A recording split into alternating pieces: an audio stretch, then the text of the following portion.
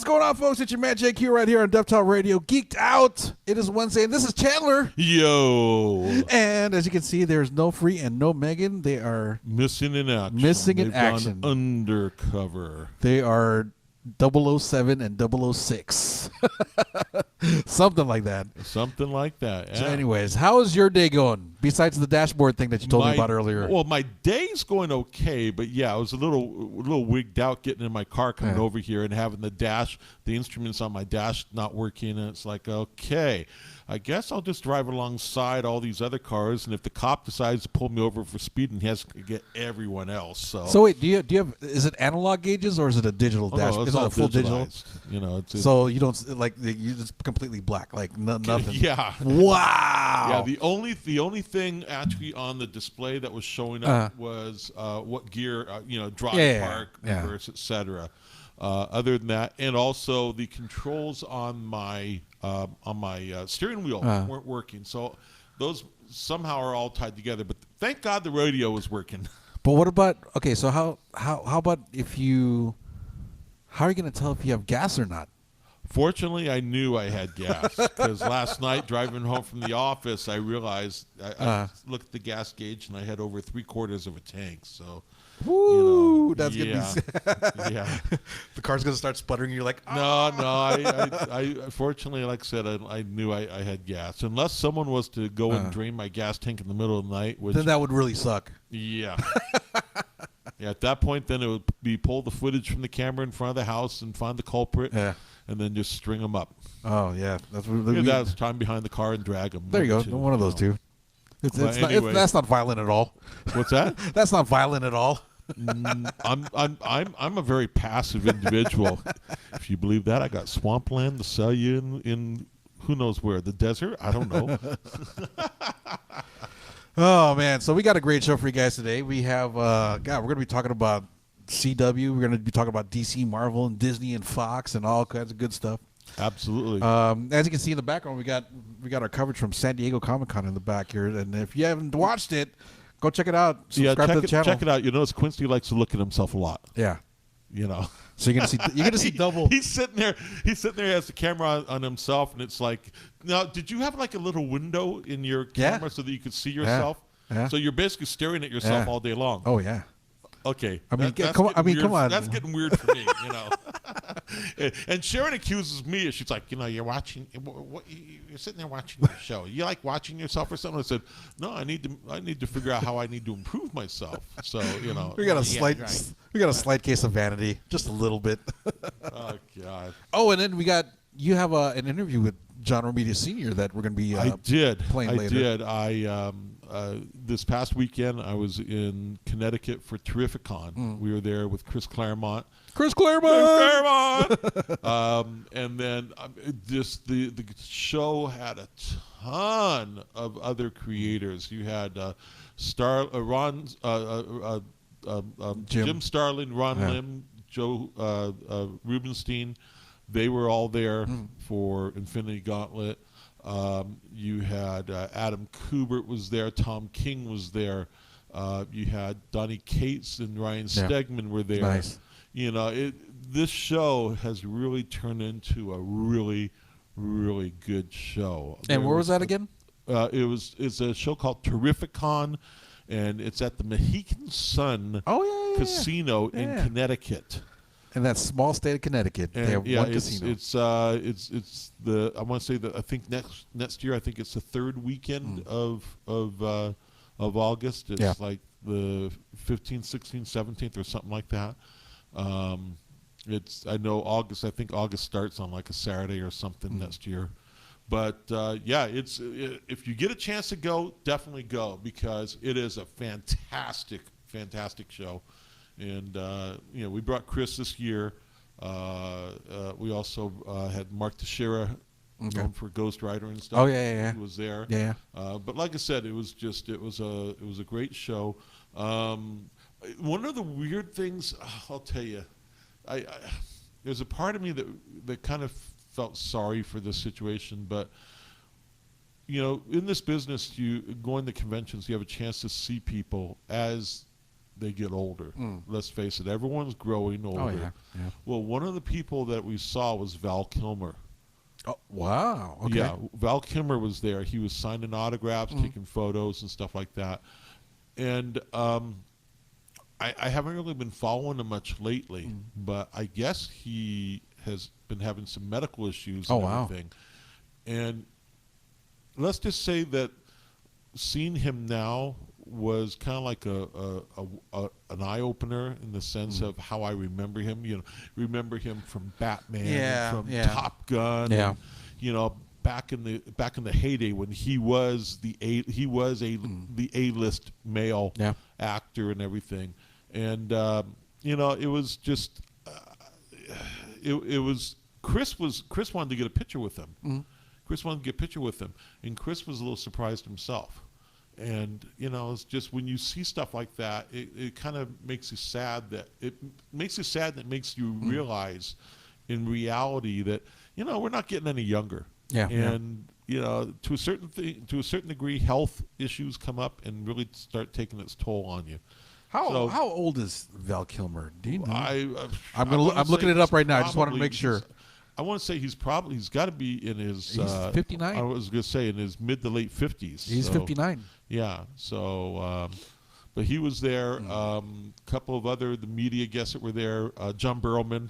I always love seeing John. John is a riot. What's he John known for? Burrowman. He played Dark Archer in Arrow. Oh, okay, yeah. Okay, and then he played in I think it was he played a character. I never watched Doctor Who series, yeah. But he played a character. I know exactly. Captain something that came off of Doctor Who. Yeah, he was that was a great character for him too. Yeah, John is a riot. Yeah. The one thing I remember about John was a couple years ago we were at Denver Comic-Con with John Romita Jr. And John Romita Jr. was doing a panel in the small theater. There were two theaters. There was the big theater and the small theater. He was doing a panel in the small theater with several comic creators, and I was backstage. And suddenly I hear this absolute insane roar coming from the big theater. Yeah. And I turn and I look, and there's a big screen there. There's a big screen that's showing what's going on. And there's John Burrowman in a dress, skipping across the stage. Yeah. Turns around, skips some more, sits down, and at that point he has his legs crossed. Oh God! Don't tell And he me. does this giant looping leg kick, Like needless to say, exposes a certain part of the body. I fell out of my friggin' chair. I was laughing so hard I couldn't. You know, it's like, oh my God, I can't believe it. So he did an exaggerated Sharon Stone. Oh, it was hilarious. It was absolutely hilarious because one leg went and then the other leg went, and you know he camped it up. He was having a good time. Every time I see him in interviews and even just on TV shows and whatnot, he's just got a great personality. Oh, such a great outgoing personality. He is, and he lets it out. He lets it be out there. He lets it be out there. He doesn't come across as being worried about what people are going to say about him. Yeah. You know? So, but he was there. Also, remember. Reb Johnson from the Captain America series back in the 90s. Captain America? You mean the movie TV series? TV series. The TV series of Captain America. I don't remember. Back in I 80s, 90s. I have to see his face. Yeah, he was there as well. And I had a chance to chat with him a little bit. And I asked him if he ever had a chance to meet Joe Simon, who was the co-creator of Captain America. He said, unfortunately, no, and he would have loved to have done that. Yeah. And I also asked him, what he thought of seeing Captain America now with the big screen and everything. And he says, it's great to see that happening. Yeah. And the same thing with the actor who played the Flash. Oh yeah. Back the in 90s version, the 80s and 90s as well. Is it Wes? Oh God. Last name I believe is Ship. SHIP. Wes Shipley. Huh? Wes Shipley. That's it. And so he was there as well. Had a chance to chat with him a little bit. Actually ran across him in the green room, and it was fun seeing some of these guys. Oh wait, is it Wes Shipley? Hold on. It was. But busy show, absolutely friggin' busy. Chris was there. Chris was a champ. He made sure that he was there from when the doors opened to when the doors closed, and he took maybe a half an hour lunch, and that was it. Other than that, he was signing the whole time, and he had a line the whole time. Oh, that's awesome. Yeah. He just killed it, and we're going to be with Chris again this weekend in New Mexico, as well as Roy Thomas. We also have Chad Harding coming. We have Bob Wycheck, Ron Wilson. And there's, again, it's an impressive lineup of guests. And showing up on Sunday is Jason Momoa. Oh, nice. Yep. Showing up on Sunday is going to be Jason Aquaman. Nice. So I'm going to have to quickly correct myself. It's John Wesley Shipp. Yeah. That's the name. I said John West Shipley or something like that. Yeah. John Wesley Shipp. Anyways. But so Jason Momoa. Like I said, it was fun seeing these guys, and there's a part of me that enjoys seeing them. There's another part that, like I said, in the case of like seeing Val Kilmer in the condition he was in, made me sad. Yeah. It's just kind of like, wow. Talk about reality. Any idea what he's going through right now? Pardon? Any idea what he's going through? I think, if I remember correctly, I heard he may have had some type of throat cancer or something like that. Oh, wow. We'll have to research it and find out. Well, we can just look that up real quick here. Yeah, it was, he had some kind of like a brace of some type on his neck. And, they also had they had two versions of the Batmobile there. Really? Yeah, that was cool. Which ones? Gosh, I couldn't. I don't know. Let me see if I might have a picture of it. I'm guessing one of them is definitely the Michael Keaton Batmobile. Yeah, I think so. Yeah, that's always it looks like a tough ass rocket ship. Yeah. That car's super long. There was not the old original Batmobile. But there were two Batmobiles there. Also, you had Bumblebee. Oh, nice. Bumblebee was there as well. Funny story. The car. Bumblebee the car. Yeah, the Camaro. The yellow Camaro. Gotcha. Yeah. So funny story concerning the 60s Batmobile. So I'm in the Bay Area, like when I was living back in the Bay Area. I pull up to a stoplight, and it's summer. It's nice out. All of a sudden I hear this car roll up next to me. I look to my left. It's the Batmobile. I'm like, oh my God. I literally super loud, oh my God. And then the guy looked at me like, yeah. I've seen, living in Los Angeles, I've seen that before also, where the Batmobile. One time I saw the version of the Monster Mobile. Oh, nice. On the road. Different things, and it's like I said, it's fun when you're driving around and suddenly you see something like that. Yeah. And, you kind of geek out a little only bit. Only on the West Coast. Only on the West Coast. Yeah. So let's take a break. When we get back, let's start with we'll open it up with the John Romita Sr. interview. Okay, we'll do that. All right. So stick around, guys. We'll be back in just a minute.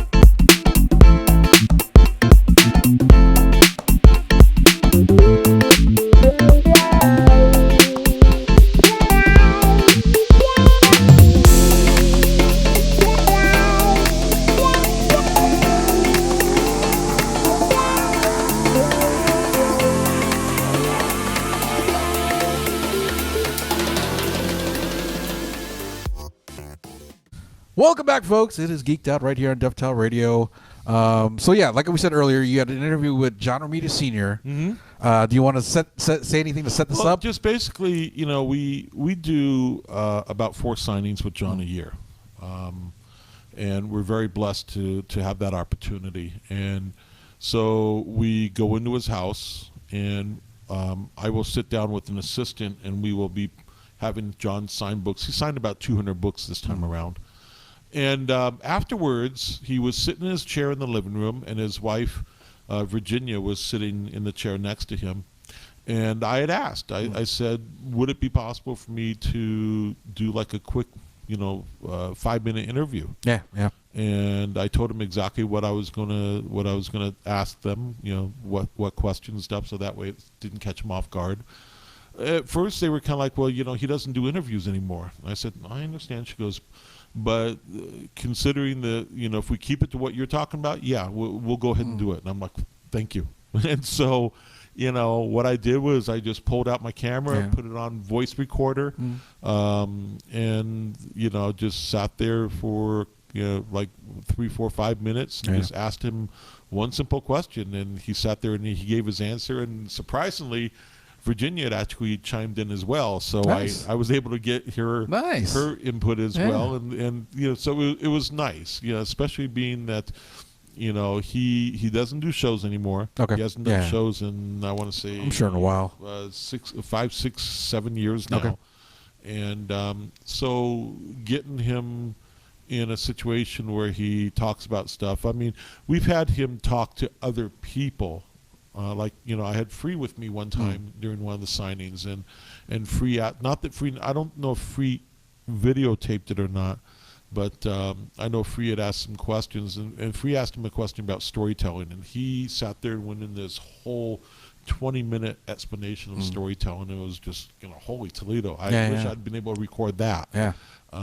But that, like I said, it's just a 5-minute quick session with him, and I hope everybody enjoys it because there's again, he doesn't do any more interviews. Yeah. So very cool. So with that being said, let's go and take a few minutes and listen to this interview with John Romita Sr.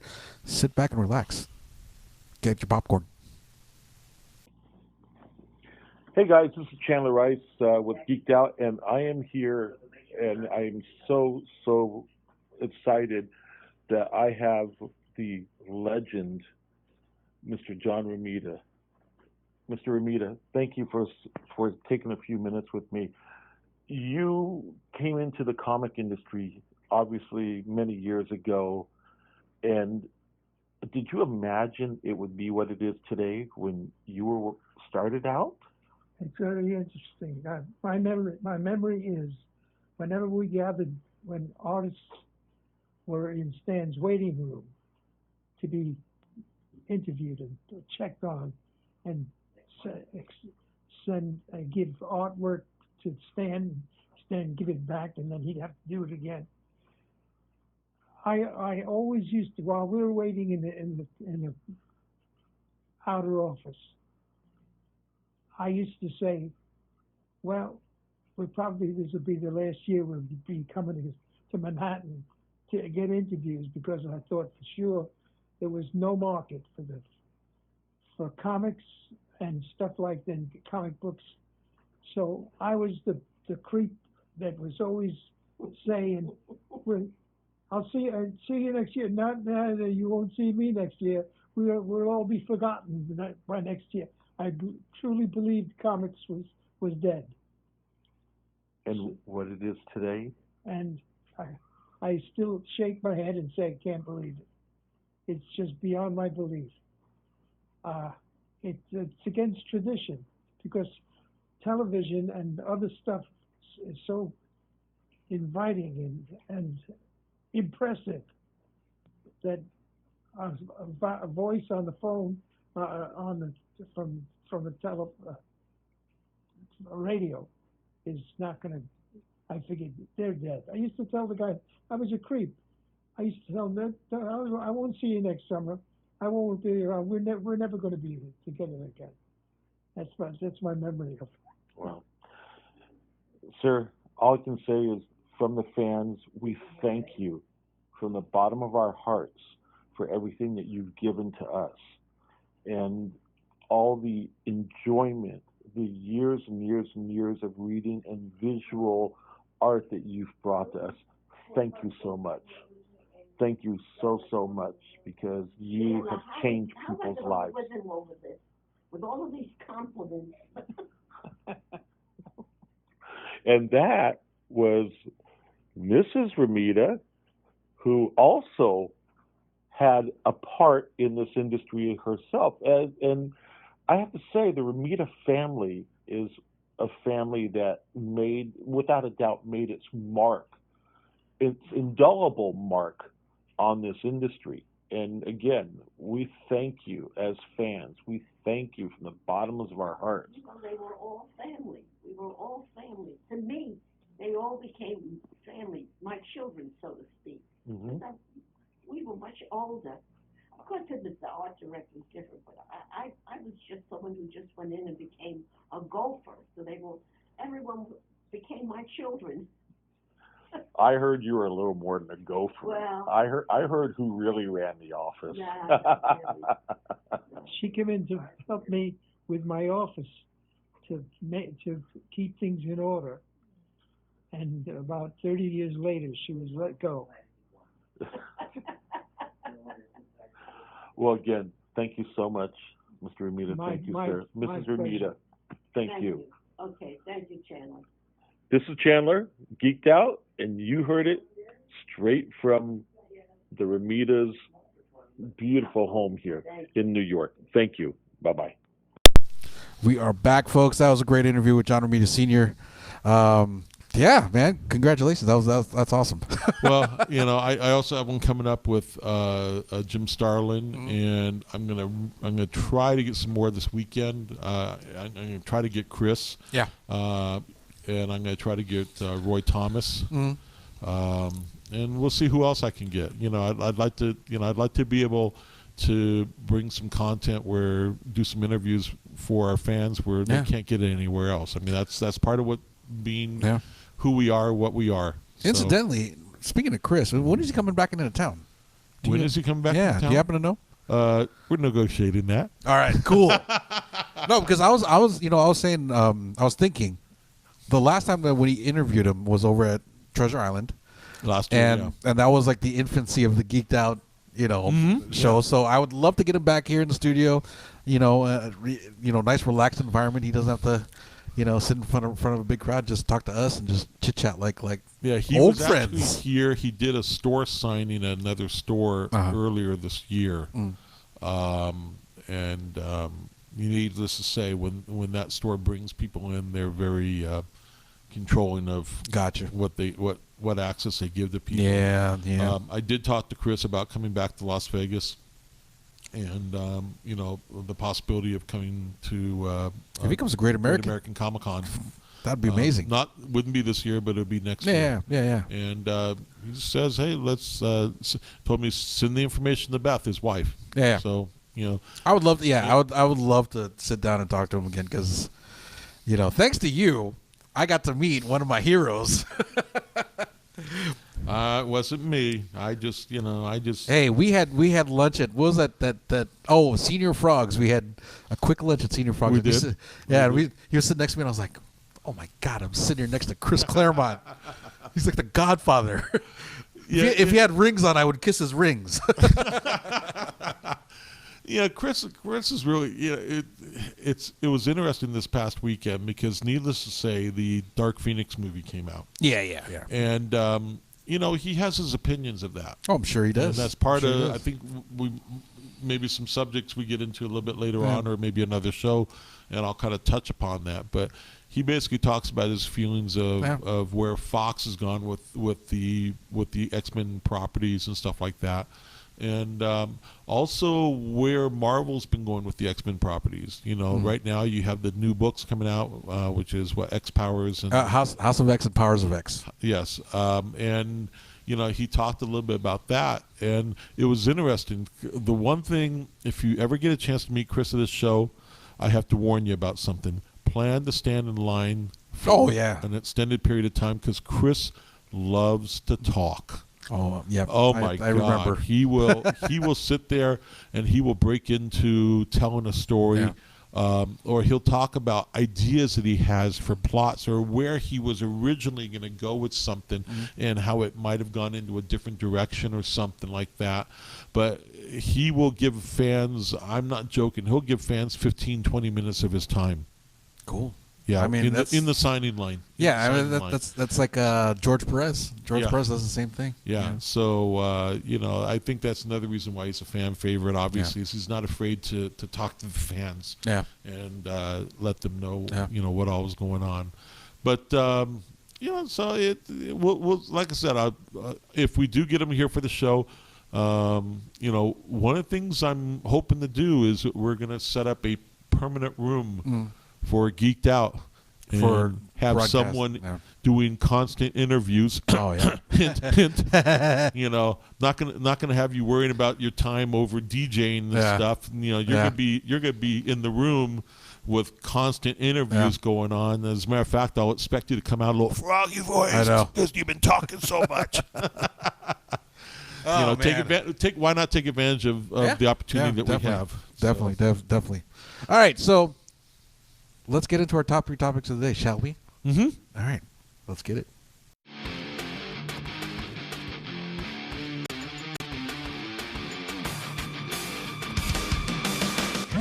Top 3 topics of the day.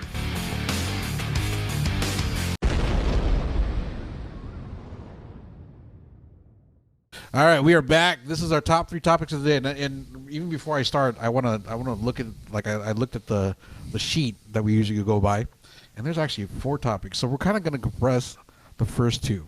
Okay. All right, Crisis on Infinite Earths versus Secret Wars, DC Marvel stories for film and TV. So we're going to just combine that with the CW shows coming up this fall season. So what do you think? Crisis on Infinite Earths. So I've seen the setup for that, and Secret Wars we have not seen. I'm sure that there's rumors going around about it. First off, as far as Crisis on Infinite Earths, there's a lot of cool rumors. Those are in the can. Yeah. Those are in the can, and what they're doing, what CW is doing, is they are basically taking all their shows. You have the new Batwoman? Batwoman? Yeah. New Batwoman show that's coming out. And so there's going to be obviously a lot of that's going to be playing into it. You're going to have Flash. You're going to have Green Arrow. Green Arrow, obviously. Supergirl. Green Arrow, I believe the Green Arrow episode for that whole segment will be the last episode concluding the whole segment, which will also, I'm not sure, that may also be the conclusion, if I remember correctly, of Green Arrow as a show. Yeah, I heard that they're on the final season. Yeah. So, but what I find is interesting is, we know that from a series standpoint in the comic books, that was a huge story. That DC You're still feeling ripples of that event to this day. Oh yeah, 30 years ago. Absolutely. There's a lot of rumors going around. I mean, not really rumors, but I mean stuff that's already been casted. Like Mark Hamill is going to be showing up as the Joker. Oh no, not the Joker, the Riddler. I heard, or the Joker, one of those two, which is great. Kevin Conroy is showing up as an older Bruce Wayne. Mm-hmm. So this is the first time we're going to see Kevin Conroy, who's been famous for doing the voice of Batman all these years. Yeah, you've heard his voice for all these years, but you haven't necessarily seen him. So I'm thinking, because I don't know if it was a Photoshop job or if it was an actual shot of him as Bruce Wayne, but it looks very much like the Batman Beyond Bruce Wayne. So I'm excited. I'm excited for that, just to hear, him acting, voice acting as opposed to voice acting. Well, what's cool is that they were taking these actors who have made themselves or put themselves in a position where they are synonymous with these characters. I mean, Kevin obviously with Batman, Mark Hamill with Joker and stuff. And so now they're having a chance to actually play those characters. I know, in real life, in live action. instead of it being animation. Yeah. It's CW is they're really going way out there to try to deliver a lot of really good content on TV. Yeah. Mark Guggenheim is who's the showrunner for Green Arrow and a couple of other shows and stuff. He's busting his tail. And all the DC TV properties are amazing. I love their lineup. DC, without a doubt. I think DC. I hate to say this, but DC, you've killed it with the TV properties for the movies. You know what? Just let's put your time and energy in the TV. Because the movie properties just, with the exception of maybe Aquaman, I think they maybe got Aquaman kind of right. Yeah. And I did like Wonder Woman. I'm gonna be really curious to see what was it 1984 is what they're calling the second one. I'm gonna be really curious to see where they go with that and how that looks. So we'll see what happens in the movie. In the DC movie universe. Marvel, on the other hand. Okay, let's be clear. So Marvel TV, what do we have? Agents of S.H.I.E.L.D. Mm-hmm. That's really a TV because that's what ABC I think it is. Okay. But other than that, they've had all their stuff on Netflix, which did real well. Yeah. Well, they had it on Netflix, and with the recent acquisitions, where they ended up, they have Hulu, and then Disney has wanting and ESPN Plus. Disney Plus is starting its own streaming system, and that's been in the works for a while now. Yeah. But I was reading an article where they were talking Jeff Loeb, who is the head of Marvel TV, basically. He openly said that the whole Netflix situation caught them off guard. Oh wow! That was not something they were expecting to happen. Well, let's actually get back to that because we need to finish this one off. So the other thing that I was putting here was Secret Wars. Now there hasn't been anything put out in there saying anything about a Marvel, unless it's like rumored or like a fan fiction thing, but about Secret Wars. But other than anything put into stone, I haven't seen anything for Secret Wars. But I would love to see it. Because that was one of my favorite storylines from the 80s. Look at it this way. Infinity Gauntlet, for the most part, helped bring a lot of the characters together. Mm-hmm. And when it comes to the movies, that's exactly what Marvel needs to do, is they have to have a story like a big overlying story reach across platforms as far as character platforms, whether it's Fantastic Four, whether it's the X-Men, whether it's the Avengers, whoever it may be. Yeah. And Secret Wars is one of those stories that is going to do exactly that. And how do you follow up something as huge as Infinity Gauntlet then to come out with something equally as huge as what Secret Wars will be? And again, I was reading just yesterday that now they're talking about maybe pushing up the schedule a little bit of introducing the X-Men into the MCU. That would be a perfect vehicle for them to introduce mutants and stuff like that. And I think part of it is, again, they wanted to just wrap everything up from the what was it, the third wave or third phase? Phase 3, phase 3. Phase 3. They wanted to kind of wrap that all up in a nice little bow. Here it is. You had coming out of Infinity Gauntlet, and then now you had that transitional piece to a certain degree of Spider-Man. And there it allowed them to kind of move further down the road from the Infinity Gauntlet story arc, and at the same time it allows them to start setting up what's coming. Oh yeah, I think with these two, I would love to see Infinite Earths, like the movie version, because that would be a great like head to head, kind of DC versus Marvel. Here's Infinite Earths, like their storyline with Infinite Earths, and here's Marvel with Secret Wars. That would be amazing, like back and forth. But the problem with that is they've already established It's TV. the TV version of yeah. it. So for them to suddenly go back and we're going to redo it, at that point DC's going to I think they'll just get slammed with here they are redoing stuff all over again. Yeah. Just that's It'll be interesting because you now have J.J. Abrams. Yep. I believe he signed on with DC, if I remember correctly. Did he? I think that's what I heard.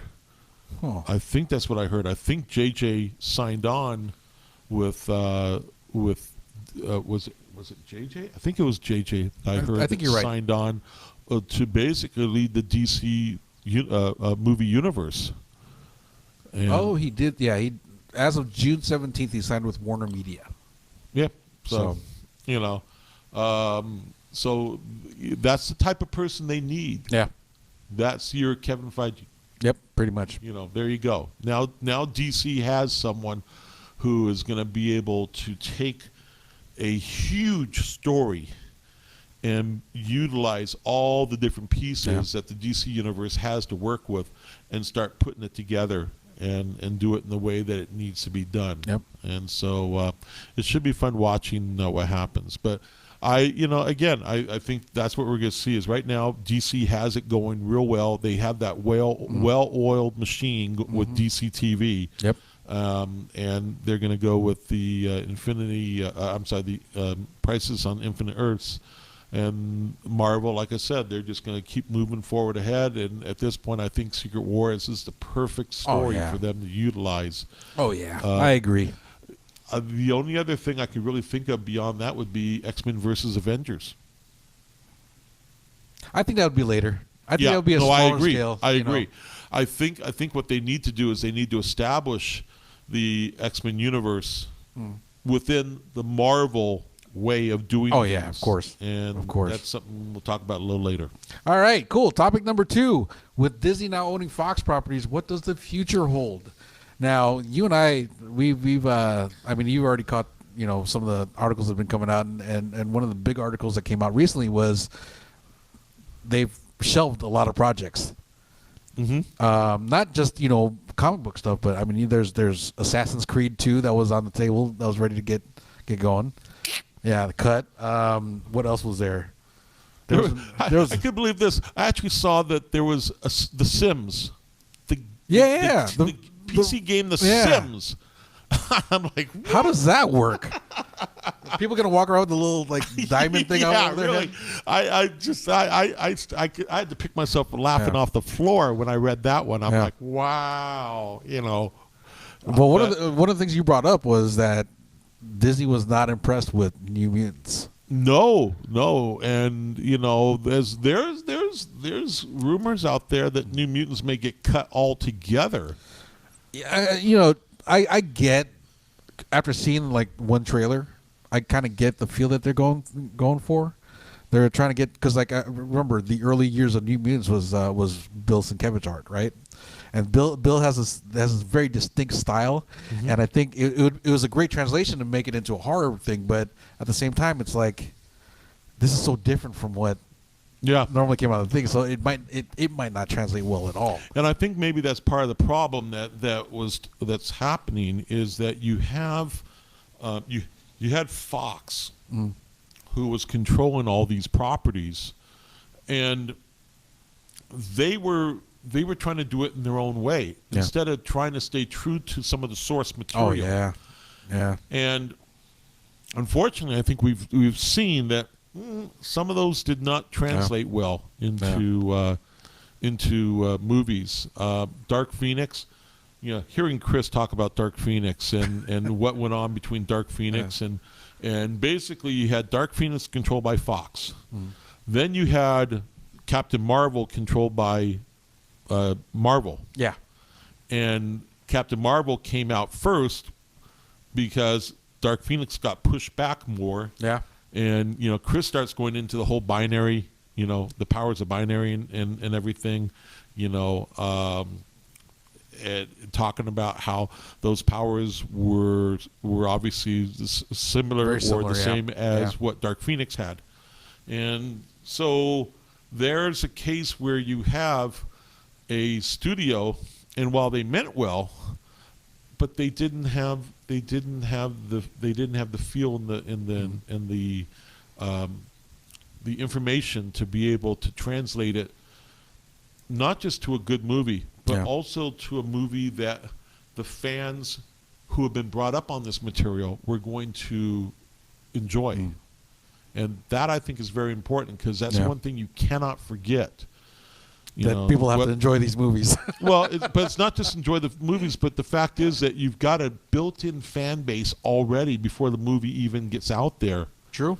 And that fan base is going to have certain expectations. And if you do something that does not even come close to what those expectations are, you just lost those fans. Oh, yeah. Easily. Yeah. Easily. And so that's Marvel understands that. Marvel Studios understands that there is a fan base out there that they still have to, I don't want to use the word cater to, but they still have to they have to put together something that is going to fit into what the expectations are of those fans. Yeah. Well, I don't know. I think for me, and this is so weird because I'm a fan of the video game, but like I brought up earlier, Assassin's Creed 2 was canned. Yeah. And I was like, what? No. Yeah. Mind blown.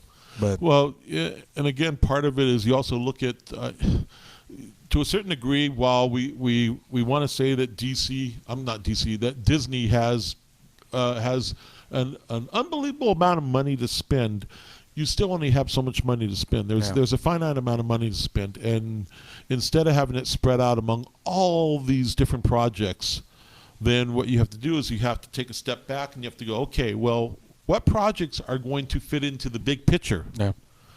And ultimately what's coming up is that you have projects that were never meant to fit into the big picture because they were never part of the big picture to begin with. Yep. So those projects, basically at that point, it's like, okay, well, we're cutting those out. So I'm looking at the list here. There was a Flash Gordon reboot from Taika Waititi, who's the director for Thor Ragnarok. He was supposed to bring out a Flash Gordon reboot. The Magic the Gathering movie. There's a Magic the Gathering movie. Yeah. There's a new adaptation of Alan Moore's The League of Extraordinary Gentlemen, which I thought the original was not that bad. I found it really entertaining. So, The Return of the Killer Clowns from Outer Space in 3D. I can see why that one was. But like I said, like out of these, the Hitman 2, Assassin's Creed 2, Mega Man, and The Sims. I mean, there's some stuff in there that could probably do well, but like you said, it has to do with the bigger picture. Yeah, right? it's what you have to look at who your core audience is, and maybe those are projects. I wouldn't be surprised if we saw those projects sold off to other production companies. Yeah, just hey. We've already put money into development. We've already done this with it, but it's not something that we're going to do anything with. We don't see it in our future. Here, would you like to buy it? I'm sure that's what's going to happen. Yeah, because there's just because they're canned by Disney doesn't mean that it's gone for good. No, it's basically back on the shelf is what it is, and it's not something that's going to be coming up in the next couple of years. All right, moving right along. Last topic number 3. All right, this is an interesting one. So I'm guessing, because I didn't contribute to this, I'm guessing this has to do with the new X-Men storylines. With the X-Men's new leader being on the bad side, will we finally see what would happen if the X-Men didn't fight for the greater good? What have you always wanted to see the bad X-Men do? So I don't know. I've read Powers and House of X, or House of 10 as they're calling it. I don't think that they're bad necessarily. They're all unified now. Like all the mutants are unified, and are they? For the most part, I mean, you got Magneto, you got Krakoa, you got everybody that the X-Men have fought against in the past. Even Sabretooth. There's a segment in House of 10 in the first one where Mystique, Sabretooth, and a couple of, or Toad, I think, were in there. They were trying to steal something. Fantastic Four catches them, And then out of one of the portals that Krakoa conjured up, out comes Cyclops. Cyclops goes, "I'll take him off your hands." And he's like, "No, he's got to, Reed Richards is like, "No, this is not going to happen. I mean, we caught him, what's it called when you're from a different country and then you have certain rights only to that country? You know what I mean? Like let's say somebody from a foreign country gets caught over here in the U.S. and then somebody from that other country's embassy comes and says, "No, he's under our jurisdiction. We'll take him." Oh well, what's that? That would be What's that called? Diplomatic immunity. There you go. So basically, Cyclops came in with that argument, and he goes, "Yeah, he's actually Sabretooth is actually a member of the mutant community in Krakoa, so we'll take him." And then Reed Richards is like, "No, we caught him on U.S. grounds." They're like, "Okay, well," Cyclops goes, I'm not gonna argue with you. Go ahead and take him. We'll come back for him. We'll get him eventually." The way that Jonathan Hickman has been writing the story so far that I've read is that everybody's unified. It's almost like they kind of just hit the brakes on all the X-Men previous storylines and just said, "Okay, everybody's going to be unified, right? Everybody's going to be part of the X-Men universe, and we're all fighting for the same thing. Whether it's good or bad, that's up to you to interpret. But for right now, it's up in the air." Well, this is, needless to say, again, considering that I was spending the weekend with the godfather of the X-Men universe, believe me, I heard plenty of chatter. Yeah, what has he said about this? Ultimately, the question that would come forth would be, does Jonathan expect all these characters to continue down this road ultimately till their end days? Because if that happens, then how is it that these characters are going to continue to be accepted by people? Because let's face it, you have someone like Cyclops. Cyclops has always been known as a team leader. Yeah. And the fact is that if you turn him as a heel, how is it someone is going to be able to accept that for being that they've always followed him because of him being the good team leader? Yeah. Taking one for the team, so to speak. So that's why it's going to be interesting to see where Jonathan Hickman goes with this. Is it something that he's trying to set it up for the long term? Well, or is this something that's going to be, are they going to wake up at the end of the series and go, "Wow, that was a bad dream"? Oh, so Powers of 10 puts them 1,000 years into the future where it's still mutants versus humans. So there's no. So basically, what Jonathan Hickman was saying is that regardless of how long this is going to take, there's always going to be that divide. There's never going to be that unity where everybody all of a sudden becomes just friendly and everybody's still. But you still have morality. You still have ethics. Oh yeah. A lot of these characters are built on their morality and their ethics, and if you turn someone to a heel, now you have to call in the question that what was the morality and the ethics of that individual, and how do they save themselves in the end? Yeah.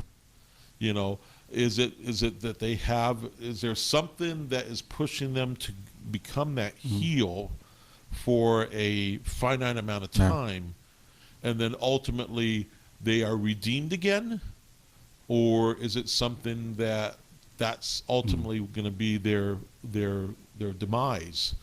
Is how they fall out of fall out of the ethics and moral standards that they had already been brought up in. Yeah. So again, it's gonna be interesting because this is Jonathan taking on the Marvel universe, and at the same time, you're talking about the man who created a lot of these characters. He's the one that built these characters, built their souls. Yeah. And now you see these souls basically being torn apart. Well, okay, so keep in mind that we're only 2 issues in I on know. each, and what I'm getting from the first 2 issues is that nobody's done anything inherently bad or inherently good. They're trying to separate themselves. We'll do this for you. Like for okay, so one of the things that they established was okay. So with the help of Krakoa, they would create medication that would help with brain disease, or like a general immunization that would cover everything. Like that would help for. And there's another one that lasts for like 5 years. Like would increase your life expectancy to 5 years. 5 years more than what normally would be. Yeah. So what I'm getting from it is, okay, we're going to help you out. Here, we're giving you the power to make your life better. Just leave us alone.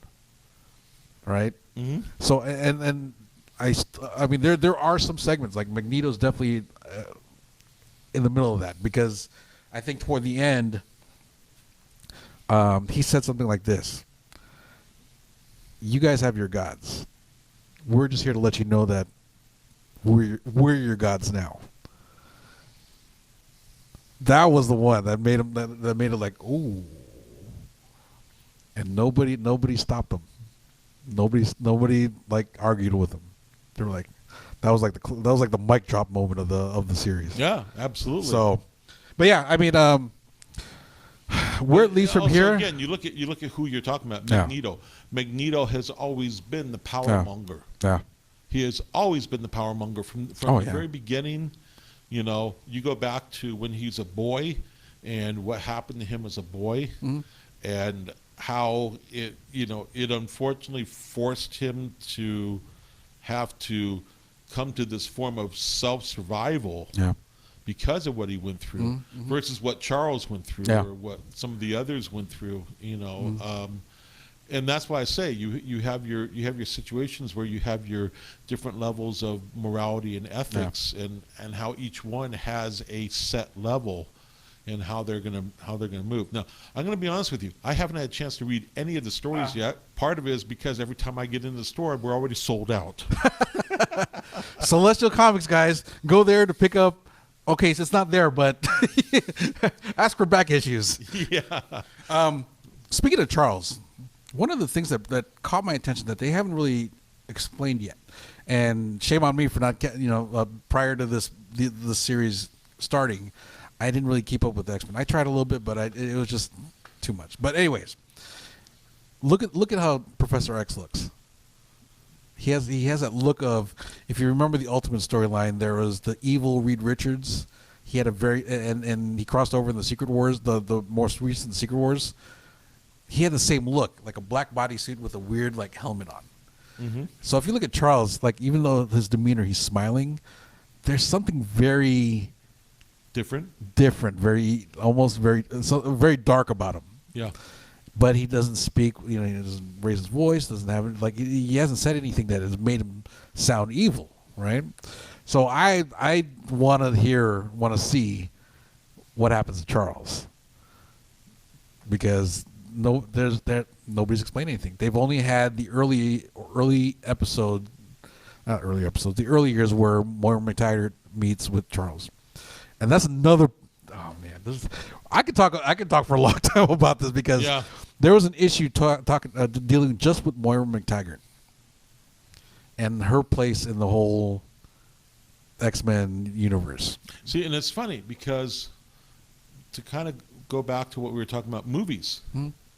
You talk about that character in the comic being so instrumental. Yeah. But then that character is, to a certain degree, has been glossed over in the movies thus far. Oh yeah. What was she in?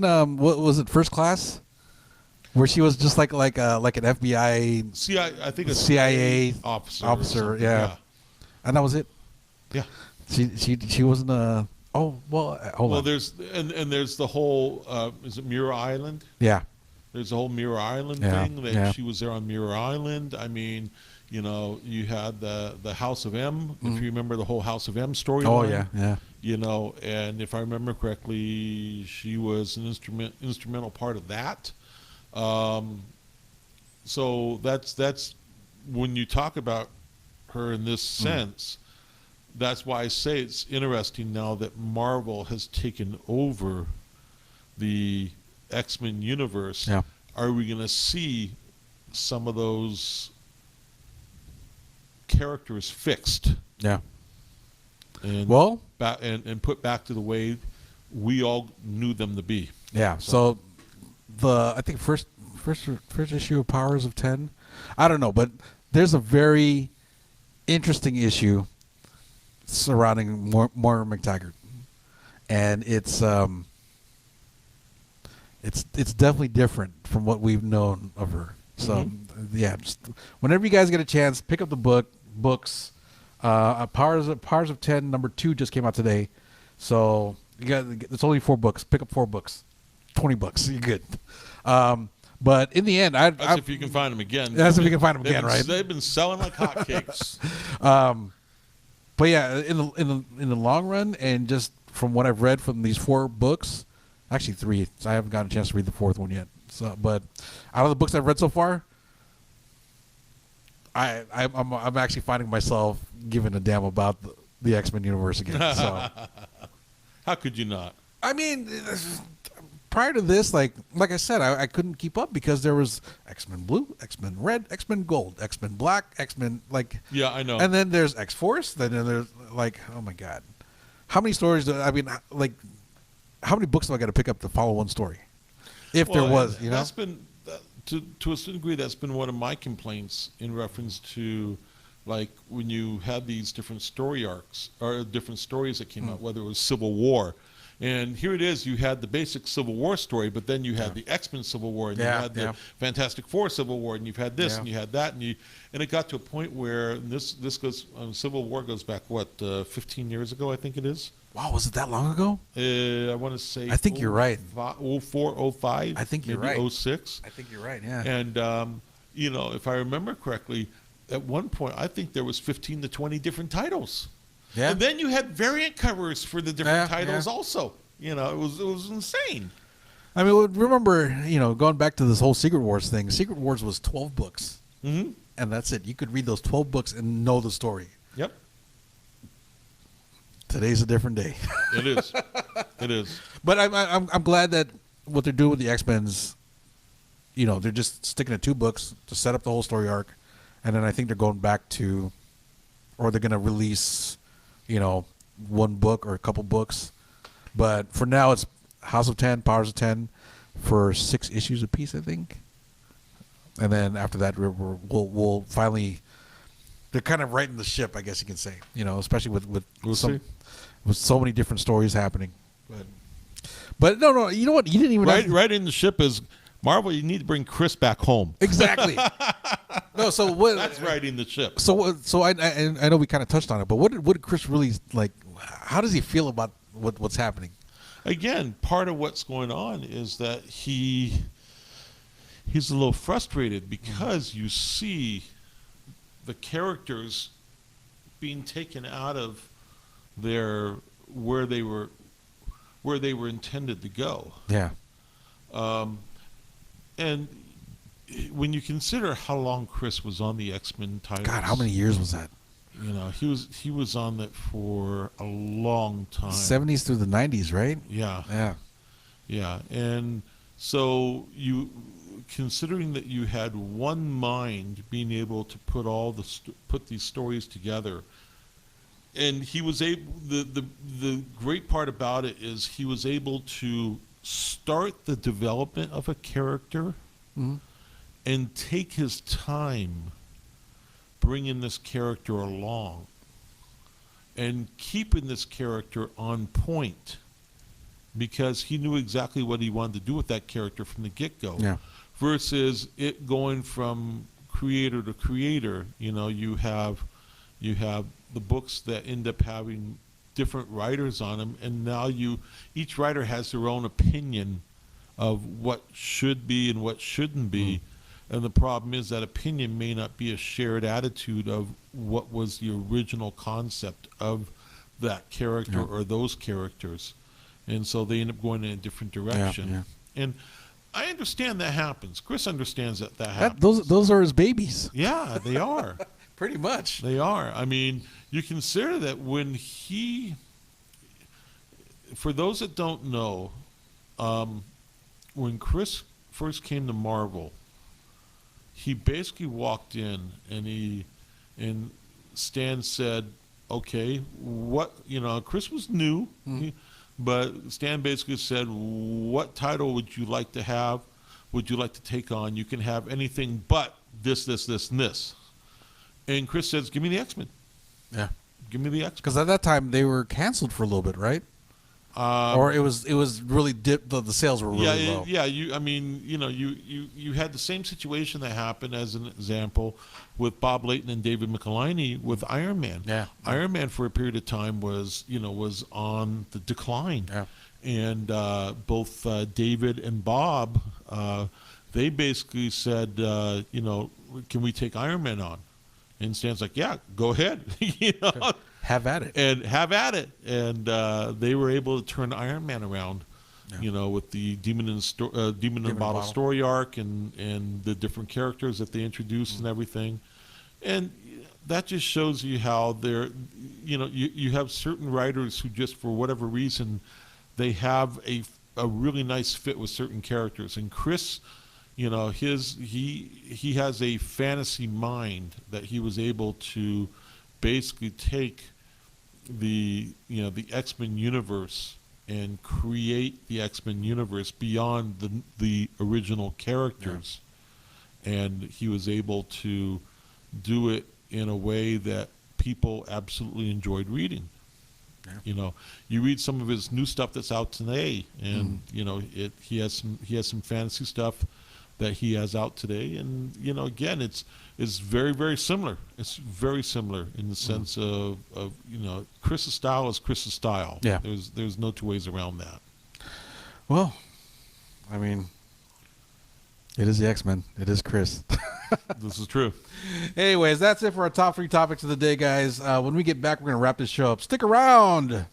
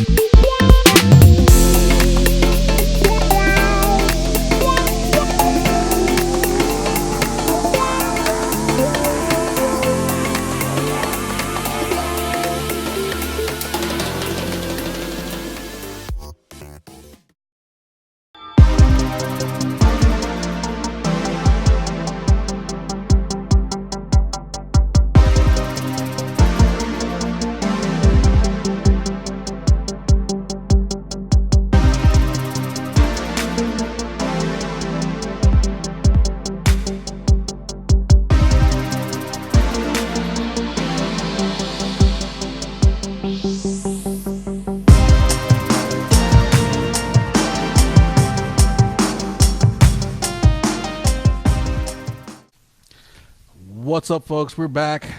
Geeked Out, Deftal Radio. This has been a long show, I think. What time is it right now? See, it's 3:30. We've been here for, oh no, this is about right. Hour and 15. Hour and 15. Not bad. Not bad. We're gonna get it. We're gonna cut it out a little bit here and there and fix it. Yep. Anyways, that is it for our show, folks. Do you have anything going on?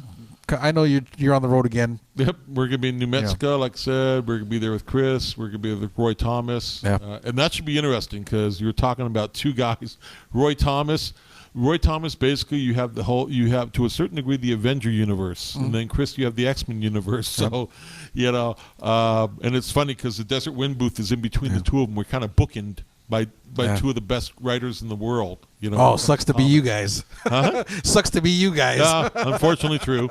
But it's a tough job, but someone has to do it.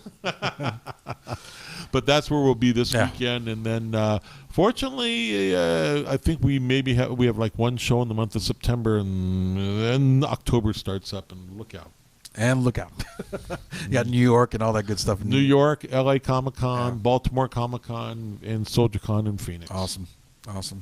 And I'm going to be drawing this weekend at home. Yeah. Sounds like a lot of fun, huh? Yep. Keeping myself busy. You got to get the next book out. I know. I got the script down. I got pencils to do. So I'm trying to crank them out. I set myself a goal to do 5 books by next year, which is probably not feasible, but I'm going to push. Where are you at right now? I'm at book 1. Okay. Yeah, but keep in mind you've got 4 months to get it going, dude. Well, no, by next July. Let's put it that way. Oh, next July. Yeah. So you're talking San Diego. Yeah. Okay.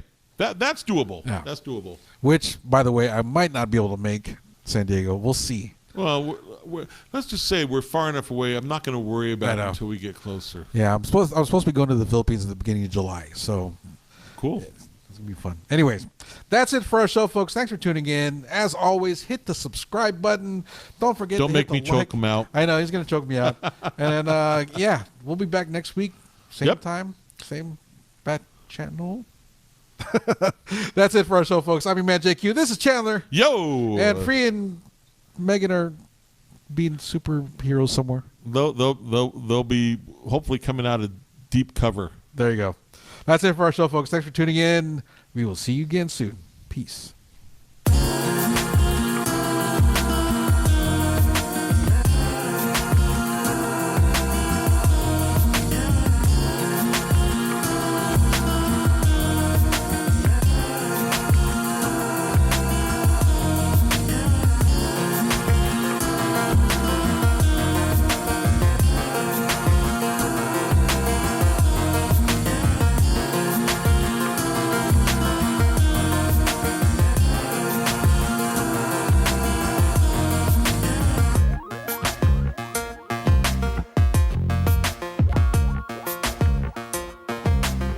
What's going on, guys? It's your man JQ, Geeked Out, right here on Deftal Radio. If you want to get more content from us, better make sure to hit that subscribe button. Don't know what you're missing.